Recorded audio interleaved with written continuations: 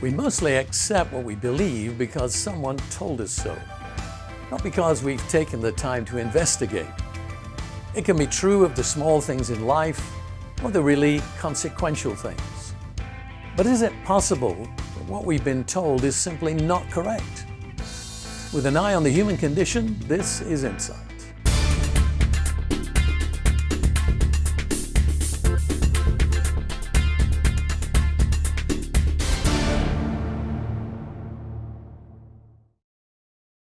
From the time we're born, our parents, teachers, and peers pass on their beliefs, and we commonly absorb them as true. This pattern of acceptance applies not only to universal ideas, but also to myths, prejudices, and political persuasions. Our isms and ideologies gain an all too easy foothold.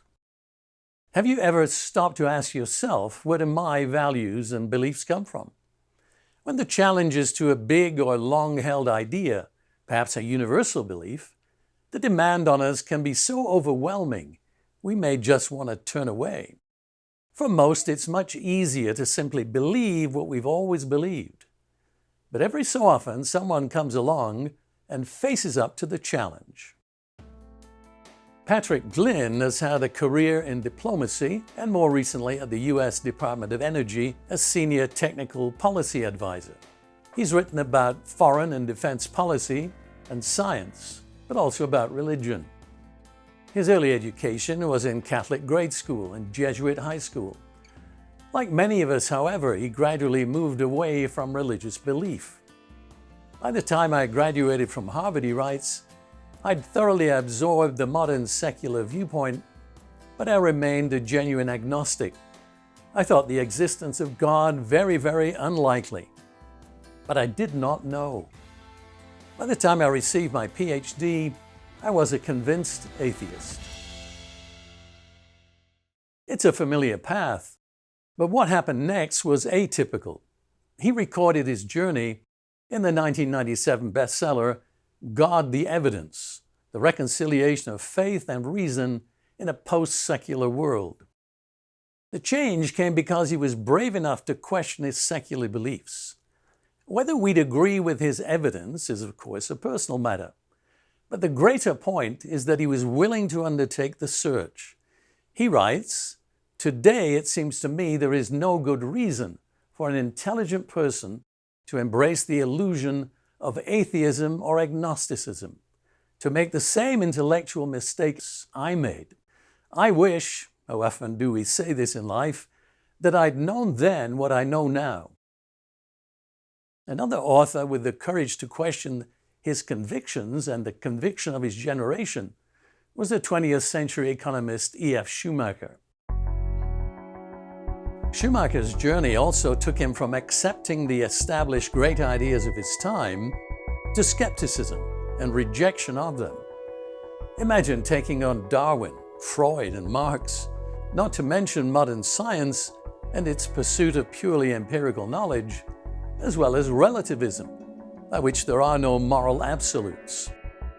What he referred to as 6 dominant and damaging ideas became the backdrop to his much celebrated bestseller, Small is Beautiful, Economics as if People Mattered. That book emphasized human beings rather than large corporations, care for the environment rather than limitless growth, and giving rather than taking. Both Schumacher and later Glynn came to recognize that approaching the big questions in life from a purely material perspective is insufficient. There has to be pursuit and practice of the spiritual if we are to survive. Schumacher notes, in ethics, as in so many other fields, we have recklessly and willfully abandoned our great classical Christian heritage. As a result, we are totally ignorant, totally uneducated in the subject that of all conceivable subjects is the most important.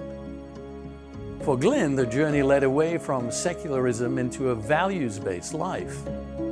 In his concluding comments, he asked, if reason in the final analysis offers no protection against evil, then are we helpless in the face of our ignorance? There is, in fact, a simple test of insights, one that Jesus offers in the New Testament, and that we tend to apply in practice anyway. You will know them by their fruits. In that passage, Jesus is talking about recognizing falsehood in the form of false prophets, whom Glynn compares to the false prophets of the God of reason. He continues, the moral law is no secret to humanity. God is beyond our comprehension, but His commandments are not. Would you agree that we all need to ask ourselves why we believe what we do about human reason and what we know about knowledge revealed by God? Is it time to inspect our foundations? If you'd like to know more, visit our website, vision.org, and check out our article collection titled A Question of Values.